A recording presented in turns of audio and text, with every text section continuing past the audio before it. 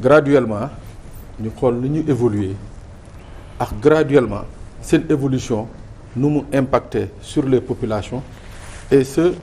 de par la responsabilité des politiciens boo jëlee la constitution de 60 nga gis ni mu cëralee woon ces 3 pouvoirs yi nga wax noonu ndéem parti unique moo fi nekkoon mais débat interne sax da nga ko doon gis ci biir assemblée nationale nga xam ne UPS rek a fa nekkoon mais dafa doon am un débat parce que Senghor gëmoon na ne que c'est un pouvoir justice bi kazalika nga ñëw sur la constitution de 1963 comme ni nga ko waxee évolution boobu on a eu des avancées yi nga xam ne ndëm les pouvoirs là muy exécutif muy judiciaire ak législative amuñu woon doole boobu dëgërlaay boobu mais au moins dañ doon exister yaa ngi fàttaliku yéen seen législature qui a été l'une des meilleures législatures ak yeneen législatures yi nga xam ne au moins on a senti ici que l'Assemblée nationale échoué na léegi nag su ma ñëwee ci à partir de la constitution de 2001 là on pose le problème de la moralité ce n'est pas comme je soutiens ce que Mame Birame a dit que effectivement tout est dans les textes tout est prévu que magistrat bu fi bëgg indépendant da nga indépendant préfet bu fi bëgg a def sa liggéey normalement da nga def sa liggéey inspecteur des impôts wala du trésor bu fi bëgg a def sa liggéey normalement da nga def sa liggéey maintenant il se pose le problème de la moralité bi pourquoi je dis le problème de la moralité quand dans une constitution celle de 2001 bi nga xam ne moo ñu régir tey jii même bu dee quelque part il y a des gens qui veulent nous faire croire que la réforme de 2016 c'est une nouvelle constitution ñu ngi ci constitution 2001 joxe assez de pouvoir mais surtout renforcer les pouvoirs de celui qui est le président de la République à tel point que tey effectivement que ñu bëgg ko ñu bañ ko am na possibilité dugg ci judiciaire bi dugg ci législative bi tey man damay yaakaar ni que tey de 1960 responsabilité boobu nga xam ne moom la ñu amoon à nos jours l'irresponsabilité du président de la République moi je trouve que c'est la première escroquerie constitutionnelle parce que mënoo jël nit ñi fal la ne yow yaay président de la République tu as droit de vie excusez-moi du terme ou de mort sur 17 millions de Sénégalais ba pare ñu ne la lépp li nga def tu es irresponsable c'est-à-dire lépp li nga def bu ñu luubalee budget Sénégal yow sa yoon ne ko ci et pourtant comme ni nga ko waxee c'est ce président-là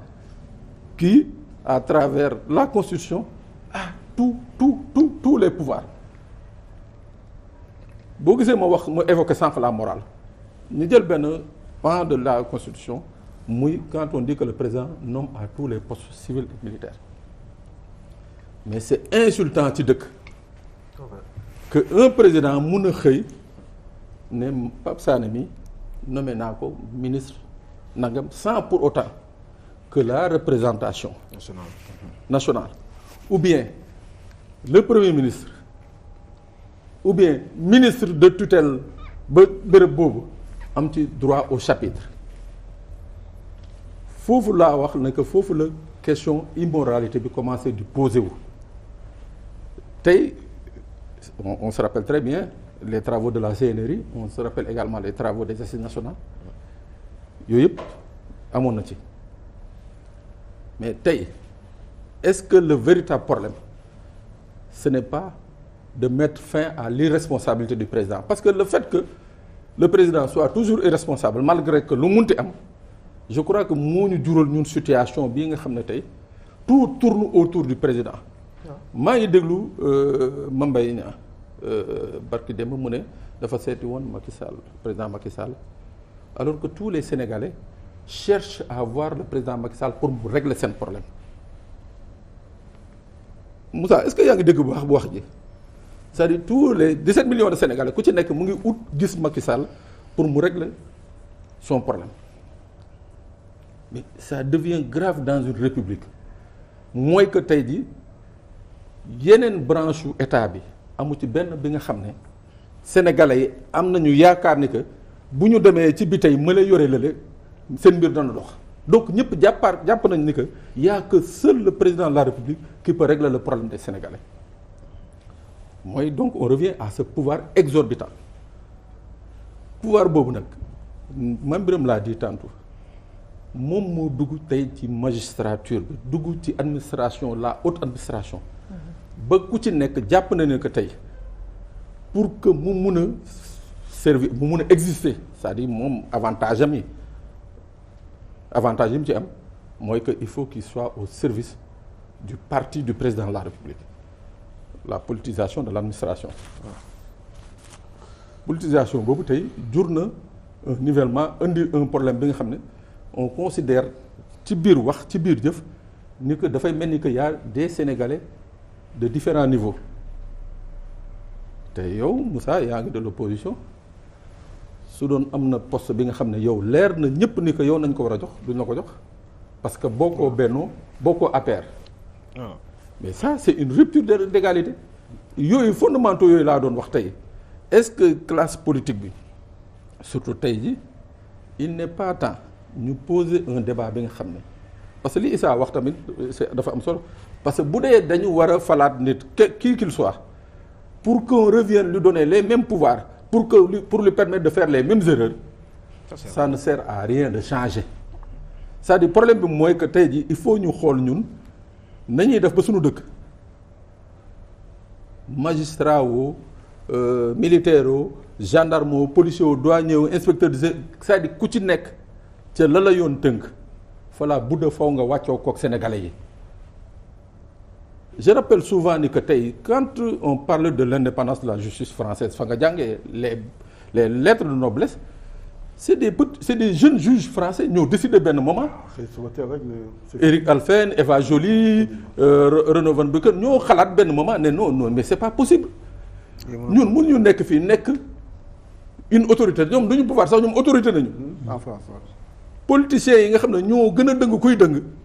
bu dee luubal ñoo dàq luubal bu dee trafiqué ñoo dàq trafiqué ba pare def la ñuy def bëgg ñëw ci suñu juste ñun du ñu sant ñun la ñu war a def mais il a fallu cette réforme en interne d'une clique de jeunes magistrats pour que tey jii France ñu mën a topp ministre di mën a topp président de la République di mën a topp ku nekk moo tax ma ne tey Mame Birame l'a dit tout est prévu dans les textes mais le problème mooy que c'est un problème d'homme ñun Sénégalais quelque part il faut qu'on reconnaisse nos torts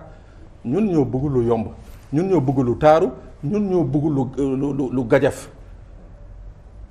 ñun ñoo bëgg loolu qu'on nomme quelqu'un à Tambacounda